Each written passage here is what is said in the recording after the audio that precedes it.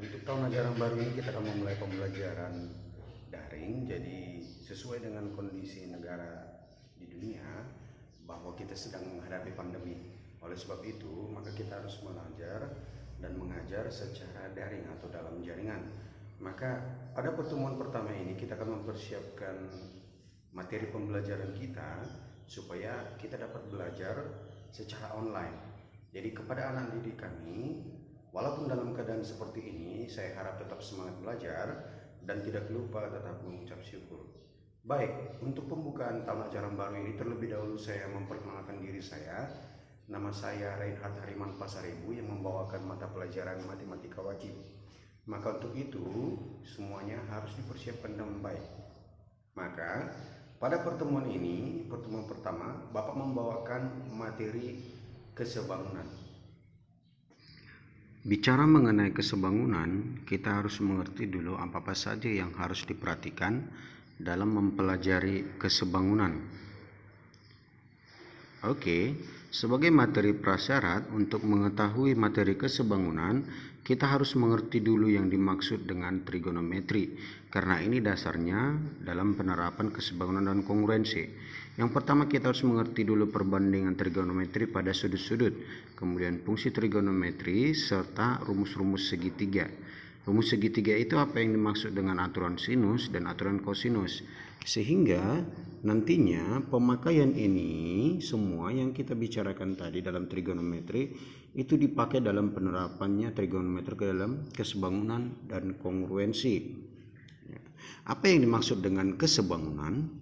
Kesebangunan merupakan sebuah bangun datar di mana sudut-sudutnya mempunyai kesesuaian yang sama besarnya dan juga panjang sisinya itu harus memiliki perbandingan yang sama. Itulah yang dimaksud dengan kesebangunan. Ya, kesebangunan itu dinotasikan dengan lambang yang seperti ini. Jadi kalau kita melihat dia ada sebuah pembicaraan dalam matematika dengan menggunakan notasi yang seperti ini, maka itu yang dimaksud dengan kesebangunan. Ya. Untuk lebih paham mengenai kesebangunan, coba perhatikan contoh di bawah ini. Oke. Di sini ada dua bangun datar yang Bapak berikan. Yang pertama bangun datar A, B, C, D. Kemudian yang kedua ada bangun datar KLMN. Oke, coba sekarang kamu gambarkan di kertasmu dulu bangun yang ini, yang dua ini, yakni bangun datar A, B, C, D dan bangun datar KLMN. Ya, buat bersesuaian seperti yang Bapak buat. Oke, untuk lebih paham yang seperti apa bangun datar yang dikatakan sebangun, maka untuk bangun datar yang dikatakan sebangun itu memiliki sifat seperti di bawah ini. Dari gambar yang kamu peroleh tadi, ya, maka kita dapat lihat bahwa yang pertama tadi katanya adalah sisi-sisi yang bersesuaian itu harus memiliki perbandingan yang sama besar, ya kan? Maka yang pertama coba lihat sisi AB. Ya, AB atau AD, ya, AD itu bersesuaian dengan KN, ya kan? Maka perbandingannya itu 3:6 sama dengan 1:2.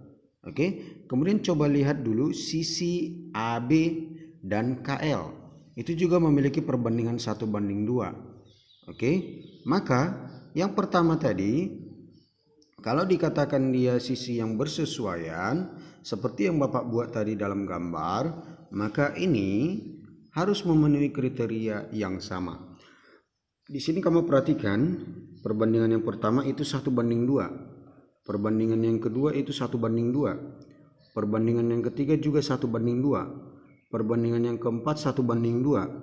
Otomatis di sana dengan perbandingan yang sama, maka kita simpulkan bahwa semua sisi yang bersesuaian itu memiliki perbandingan yang sama.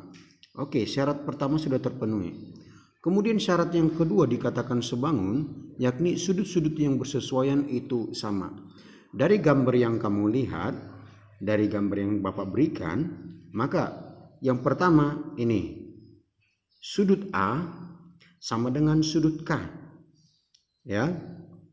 Ini sudut yang bersesuaian itu sama. Yang kedua, sudut B sama dengan sudut L. Ya. Yang ketiga, sudut C sama dengan sudut M. Dan yang keempat, sudut D sama dengan sudut M. Ya. Kesimpulan, karena keempat sudut ini sama, maka dikatakan juga sebangun. Oke. Maka jika kita bicara pada konteks bangun datar, selain perbandingan yang sama supaya dapat dikatakan sebangun, dua bangun datar tersebut harus memenuhi dua syarat di bawah ini. Yang pertama, sudut yang bersesuaian sama besar. Yang kedua, sisi yang bersesuaian itu memiliki perbandingan yang sama. Ya, itulah kesimpulannya. Oke. Maka dari sana dapat kita simpulkan itu semuanya sesuai dengan yang sudah kita pelajari. Ada dua kesimpulan, yakni yang ini.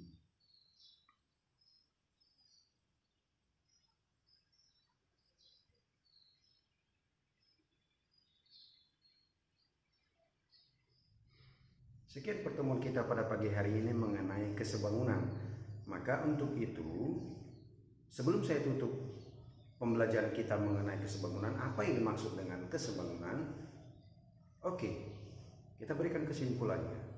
Kesebangunan yang memiliki sudut yang sama besar dan sisi-sisi yang bersesuaian itu memiliki perbandingan yang sama. Perbandingan yang sama, apa yang dimaksud dengan perbandingan yang sama? Perbandingan yang sama adalah setiap sisi yang bersesuaian itu memiliki rasio yang sama besar. Itulah yang dimaksud dengan kesebangunan. Maka jangan lupa untuk mengikuti selalu perkembangan pembelajaran matematika wajib untuk kelas 12. Untuk itu jangan lupa klik subscribe supaya video pembelajaran selanjutnya dapat Anda lihat dan dapat Anda saksikan sehingga pembelajaran kita lengkap. Terima kasih.